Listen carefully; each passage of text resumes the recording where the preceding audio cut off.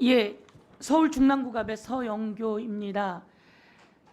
오늘 탄핵 청문회 대상의 주요 인물은 박상용 검사입니다. 이 수원지검 사건의 주인 검사 박상용 검사입니다. 그런데 박상용 검사는 뭐가 두려운지, 무엇을 숨기려고 하는지 왜 이 자리에 안 나오는 거죠? 여당 의원들이 그렇게 이야기하시는데 나와서 떳떳하게 이야기하면 되는 거 아니겠습니까? 그런데 왜 안 나온 겁니까?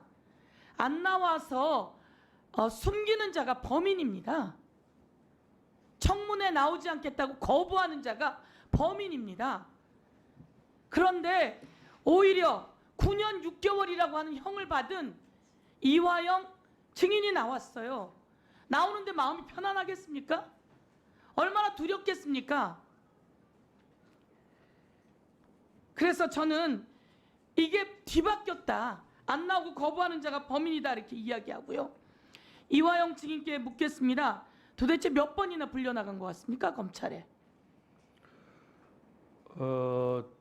아까 말씀드린 바와 같이 김성태 씨가 해외에서 체포되어 나온 후부터 그들이 김성태 씨가 아마 2023년 1월 17일 날 체포되어 왔을 텐데 그로부터 2023년 2월 3월은 아마 김성태, 방용철, 안부수 그와 그쪽이 모여 있었고 그쪽에 어떤 상황이 좀 정리되니까 4월부터 저를 이제 집중적으로 타깃으로 해가지고 불렀는데 4월, 5월, 6월은 거의 지금 저기 보니까 112일인데 이 토요일, 일요일 포함해가지고 거의 매일 불러갔던 것 같습니다. 맞습니다. 저희가 보니까 월화 수목 금 나갑니다. 네. 일요일도 나갑니다.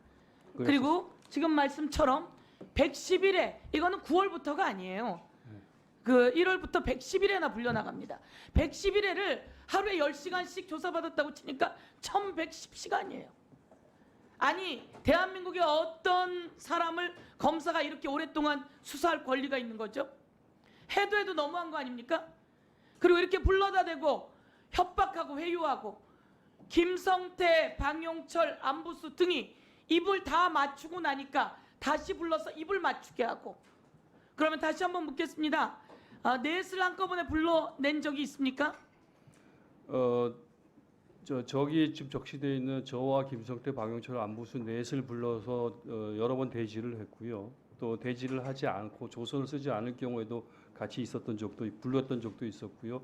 조서를 쓰지 않는 적에는 조서를 작성하지 않는 경우에는 무슨 일을 합니까? 불러서? 주로 아까 말씀드렸던 것 같이 그 창고라고 하는 공간에 모여서 진술 세미나를 하듯이 여러 가지 얘기를 하고 또 개별적으로 저와 김성태를 단둘이 만나기 위해서 얘기를 하게 하고 저와 방용철을 단둘이 만나서 얘기를 하게 하고 저와 안부수를 만나서 얘기를 하게 하고 그리고 그 과정에서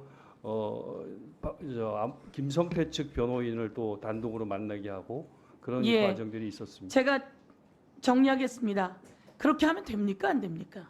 저는 잘 검사가 공범들을 불러서 같은 자리에서 진술 세미나를 하게 하고 만나게 하고 이렇게 하면 안 됩니다. 이것은 바로 직권남용입니다.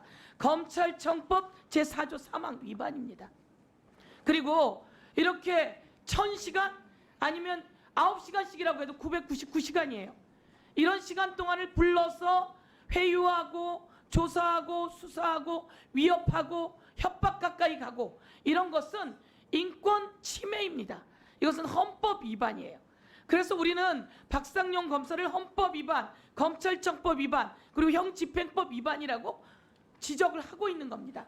제가 오늘 오전에 이야기했지만 같은 시간에 나간 거 한번 들어봐 주세요.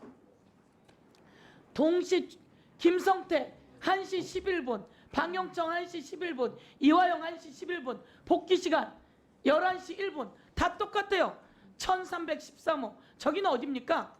박상용 의원 검사실입니다. 박상용 검사실입니다. 박상용 검사나 법무부는 함께 불러서 연합파티, 술파티를 한 적이 없다고 했어요. 그런데 함께 부른 흔적이 나왔어요. 가리려고 해도 가려지지 않는 겁니다.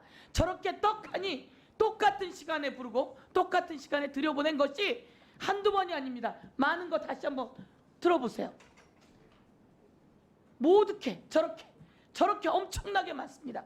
그리고 제가 오늘 이렇게 한번 질문할게요. 혹시 형량을 줄여줄 수 있는데 이재명에 대해서 풀어라 이런 얘기 들은 적 있습니까? 여러 차례 들었습니다. 여러 차례 들었습니까? 그렇습니다. 뭐라고 이야기를 합니까? 제가 뭐 비방록에도 일부 적어놨는데 이재명 대표에 대해서 진술을 하면 제가 이재명 대표가 주범이 되고 제가 종범이 되고 이재명 대표가 제3자 뇌물죄로 기소되면 저와 지금 제가 1심에서 처벌받은 모든 내용들이 다 상쇄되고 없어지기 때문에 제가 그 상태에서 모속으로 나갈 수 있게 할 수 있다라는 제안을 받았고 또 네, 하나는 그것은 검사의 직권을 넘어선 범죄 행위입니다. 한 가지 더 물어볼게요. 가족을 혹시 데려다 주겠다 이러면서 회유한 적도 있습니까? 여러 차례 있었습니다. 여러 차례 있었습니까? 그렇습니까? 그건 어떻게 합니까? 우리 집사람을 면담을 시키겠다고 검찰청에 불러서 면담을 시키겠다고 했는데 저는 만나고 싶었는데 집사람이 계속 거부해서 안 나왔고요. 아들을 만나게 해주겠다. 아들이요. 또 같이 구속되어져 있었던 신명석 국장을 1대1로 면담시켜주겠다 해서 같이 만나가지고 또 신명석 국장의 구속 상태를 해제시켜 줄 수 있다 이런 얘기를 들었었고요. 또 다른 지인들도 1대1로 밖에서 들어와서 면담을 하고 그렇게 했었고요.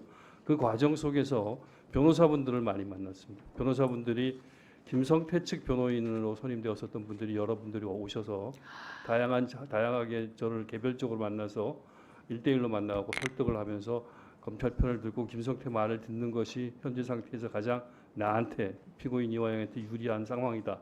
이런 것들을 계속 원하지 않는 변호사를 데리고 와서 회유한 정황들이군요. 그렇습니다. 그러면 변호사의 조력을 받아야 되는데 그 변호사가 쫓겨난 적이 있다고 들었습니다. 검찰에서는 문자를 보내서 변호사를 오라고 했는데 그 변호사에게 주거 침입 등등 변호사 못하게 하겠다는 등등 협박하면서 박상용 검사가 쫓아냈다고 하는 내용도 있습니다. 그런 내용이 있습니까? 그런 내용이 있습니다. 설명해 보시겠습니까? 서모 변호사가 저를 위해서 검찰청에 왔는데 그 시간이 쫓겨가지고 선임계 같은 절차가 좀 미비했는데 그것을 근거로 해서 박상용 검사가 변호인 참관을 못하게 했었습니다. 그래서 현장에서 쓰겠다고 했는데 하여튼 고성이 오가면서 못하게 했었고 또 한 번은 그런 일도 있었습니다.